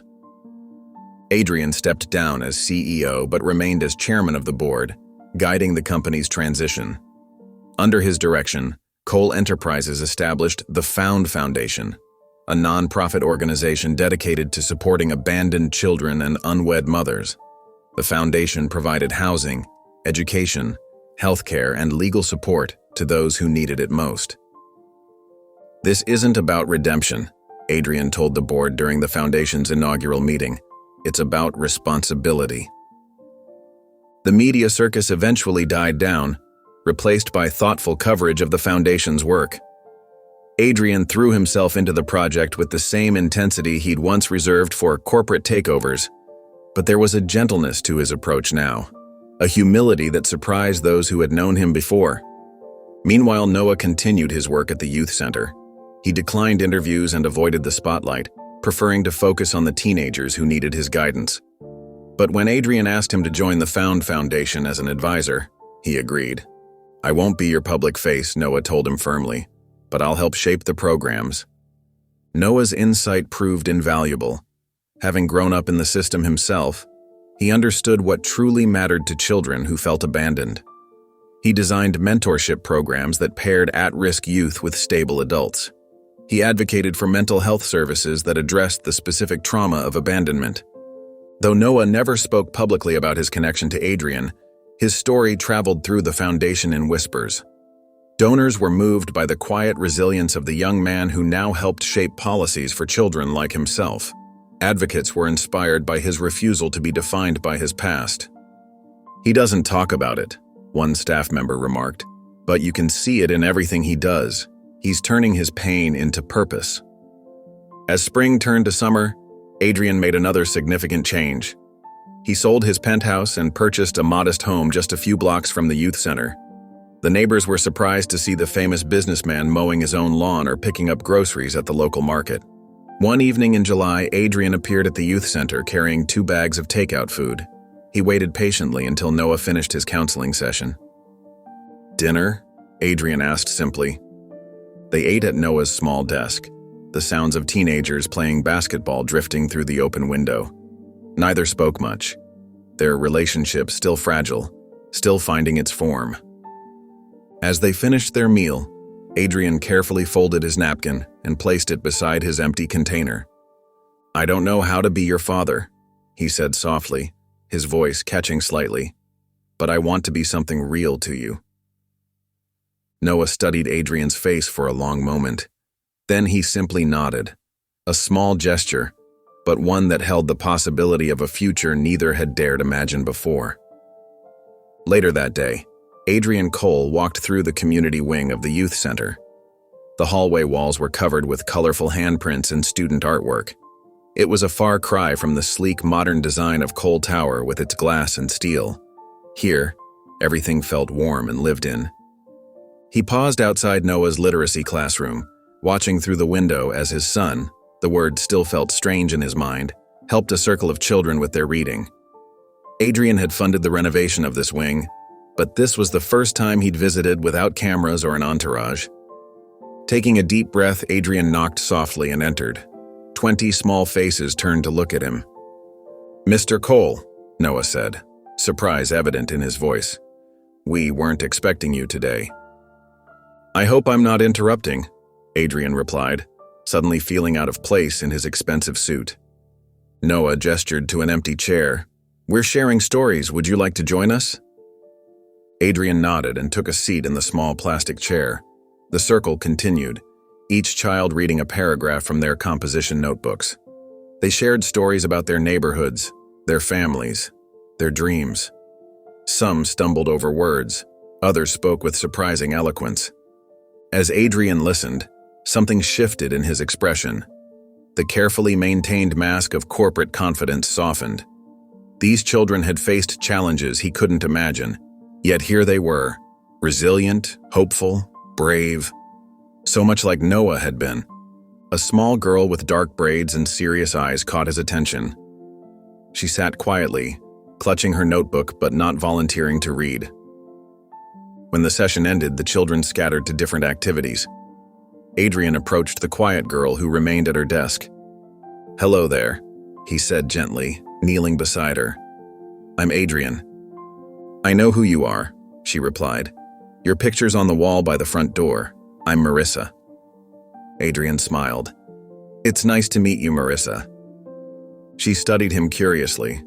"Are you a teacher too?" The question caught him off guard.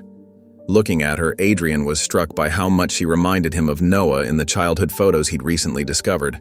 The same thoughtful eyes, the same cautious hope. "No," Adrian answered honestly, "but I'm learning." Marissa nodded as if this made perfect sense. "Mr. Noah says everybody's always learning, even him." "Mr. Noah is very wise," Adrian said, his voice warm with pride. Later that evening, after returning home, Adrian opened his desk drawer and pulled out a leather-bound journal, untouched for decades.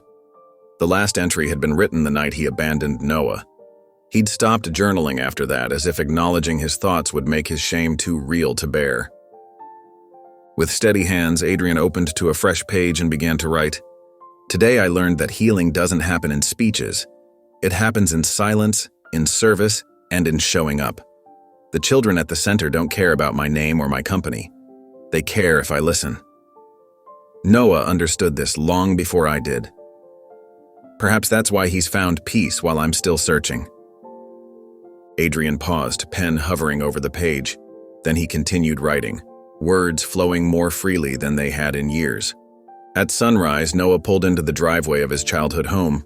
The modest two-story house with its faded blue paint and white trim hadn't changed much over the years. He balanced a paper bag of fresh pastries and 2 coffee cups as he made his way to the front door. Lena Parker was already awake, as she always was at this hour. Her silver-streaked hair was pulled back in a loose bun, and her eyes lit up when she saw her son. "What a wonderful surprise," she said, opening the door wide. Noah smiled and kissed her cheek. "I brought breakfast, those cinnamon rolls you like from Miller's Bakery." They settled at the small kitchen table by the window where morning light streamed through lace curtains. Noah noticed how the sun caught the silver in his mother's hair, making it shimmer like a halo. Lena studied her son's face as she sipped her coffee. The tightness around his eyes had softened, and his shoulders weren't hunched forward like they'd been for weeks. "You seem lighter, son," she observed quietly. Noah met her gaze and nodded. "Because I'm no longer carrying what wasn't mine to hold." Lena reached across the table and squeezed his hand. Her eyes filled with tears, but she smiled through them. After they finished eating, Noah pulled an envelope from his jacket pocket. His hands trembled slightly as he slid out the photograph of Jenna Lee, the young woman who had given him life and lost her own in the process. "This is her," he said softly, placing the photo on the table between them. "This is my birth mother." Lena took a deep breath and looked at the photograph. Jenna was young, too young, with bright eyes and a hesitant smile. Noah got up and found a small candle in the drawer where Lena kept emergency supplies. He placed it in a holder and lit it, setting it beside the photograph. They sat in silence for a moment, watching the small flame dance. It takes a strong man to forgive someone who was never strong enough to love him right, Lena said finally, her voice barely above a whisper. Noah's eyes filled with tears. I'm trying to forgive them both, her for dying, him for leaving. But I think I needed to forgive myself first, for believing I wasn't worth staying for. That afternoon, Noah drove to the fire station where Helen had left him 20 years earlier. The building had been renovated, but the bench outside, where she must have sat gathering courage, remained, now aged with rust and weather. The fire chief, a stocky man with salt and pepper hair, came outside to meet him. Noah had called ahead, explaining who he was. This place has seen a lot of stories, the chief said, but yours is one we remember. Noah nodded and opened the small shadow box he'd brought. Inside, he'd carefully arranged the original note from Helen. He deserves love. Please give him a better life. Alongside the hospital bracelet with the initials AC. I'd like this to stay here, Noah said, handing the box to the fire chief. Maybe this can remind others that miracles often start in forgotten places. The chief accepted the shadow box with reverent hands. We'll display it in our lobby. It might give hope to someone who needs it. Noah gazed at the station one last time, no longer seeing it as a place of abandonment, but as the first step on his journey home. The high school auditorium buzzed with teenage energy. Rows of students shifted in their seats, some paying attention, others whispering or checking phones. The principal introduced Noah as someone who understands what it means to overcome. Noah stepped to the podium, his hands steady but his heart racing. He'd spoken to groups before, but never about this, never about himself. My story starts in an alley behind a diner, he began, his voice clear and strong. I was hours old when someone left me there. The room fell silent. Even the back row troublemakers looked up. For years, I wondered why I wasn't enough to keep. What was wrong with me that someone would walk away? Noah paused, his eyes scanning the crowd. But here's what I learned. Sometimes people's choices aren't about you at all. They're about their own brokenness. A girl in the front row wiped her eyes. A boy with a tough expression crossed his arms tighter. I was abandoned, but I was not unloved. Not then, not now. Noah's voice grew warmer. A woman I never knew saved my life that night. A family I didn't share blood with chose me every single day. And the man who left me, he's learning what it means to stay. At the very back of the auditorium, Adrian Cole sat alone, hands clasped tightly in his lap. He wore no suit today, just a simple button-down shirt and jeans. His eyes never left Noah. When the speech ended, students swarmed Noah. They asked questions, shared pieces of their own stories, or just wanted to shake his hand. Adrian remained in his seat, watching with a small, proud smile. Noah glanced up and saw him. Their eyes met across the crowded room. This time, Noah didn't turn away.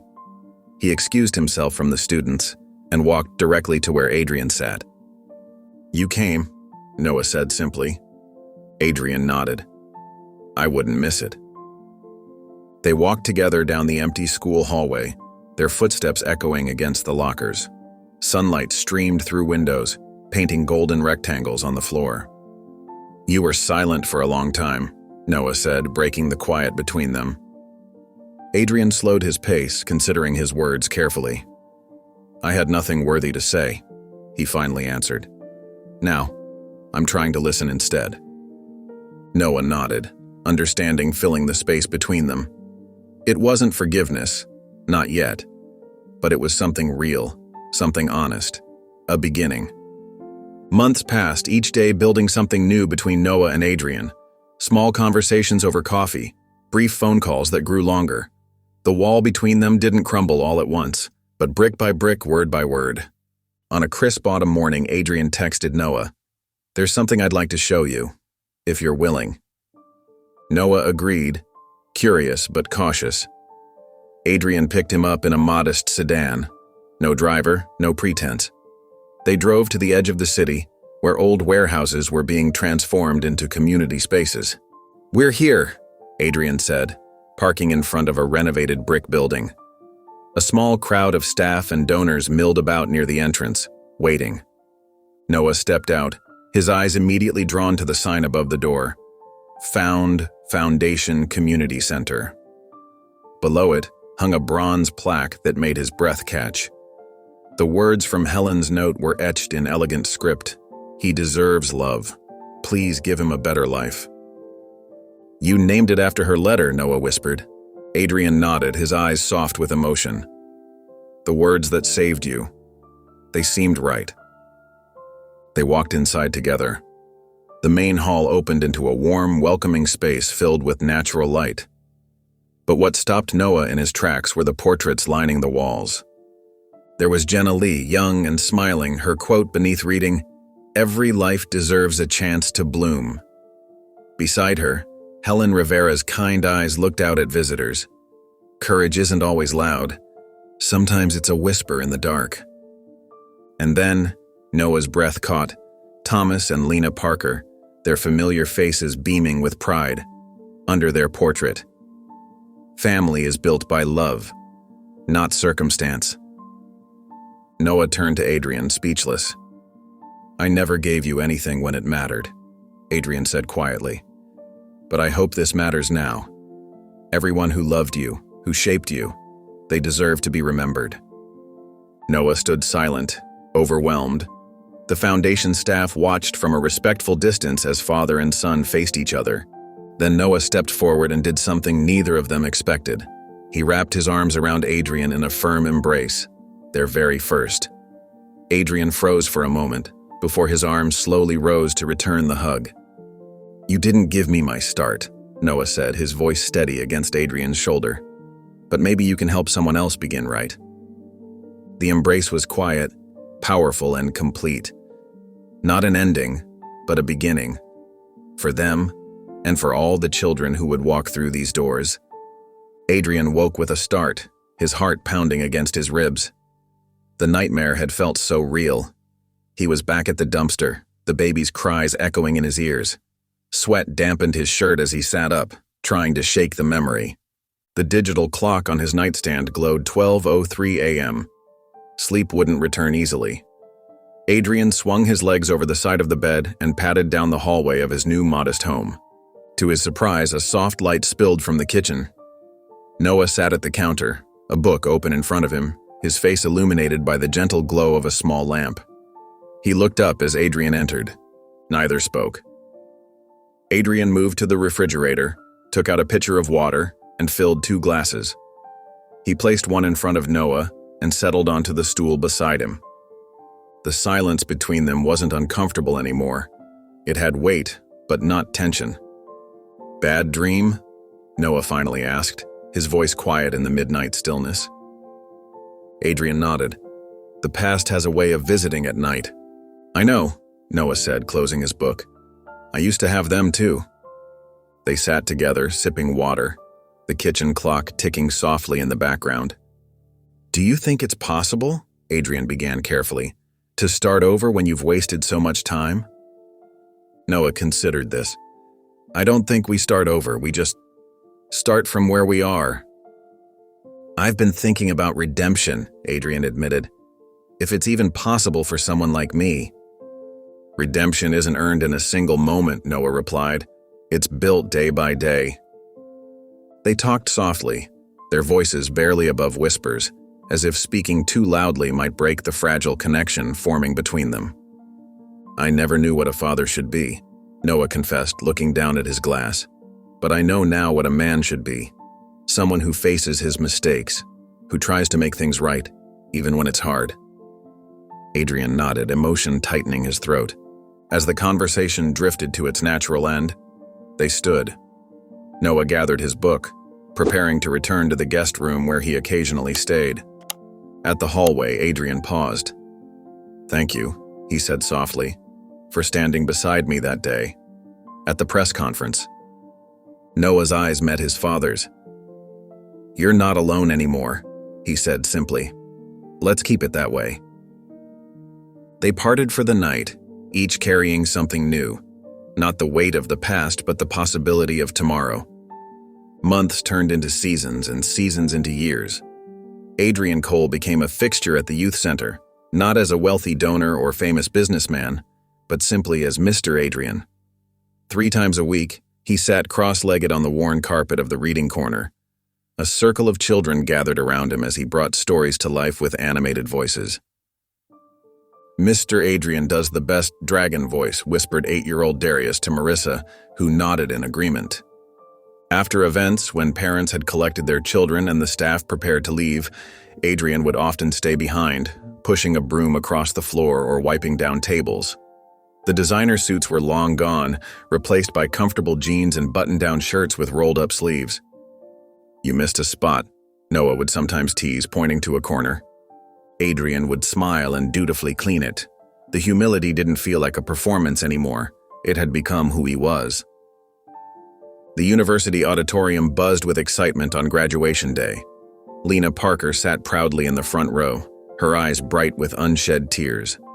Beside her sat Adrian, looking slightly out of place but determined to belong. Surrounding them were a dozen teenagers from the youth center, all wearing matching t-shirts that read, "Team Noah." When Noah's name echoed through the speakers, the group erupted in cheers. He walked across the stage with confident steps, accepted his diploma, and then turned toward the audience.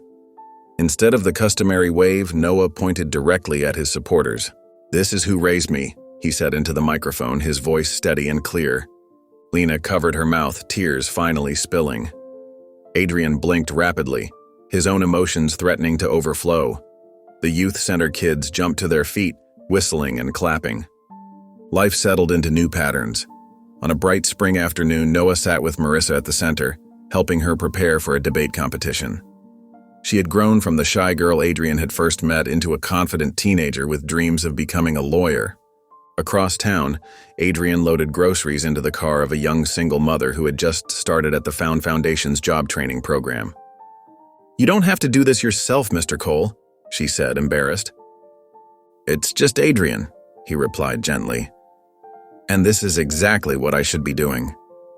That evening, Lena's small house was filled with laughter and the smell of home cooking. Noah set the table while Adrian awkwardly but earnestly helped prepare the salad. When they gathered around the table, Noah, Adrian, Lena, and several youth center regulars, it looked like family. As they shared the meal, Noah's words from his graduation speech seemed to hang in the air between them. "The past cannot be changed, but love, accountability, and compassion can change everything else. Even broken beginnings can lead to beautiful ends." If you enjoyed the story of Noah, Lena, and Helen, I handpicked this next story that you will enjoy. Please don't miss this one. Click here to watch it.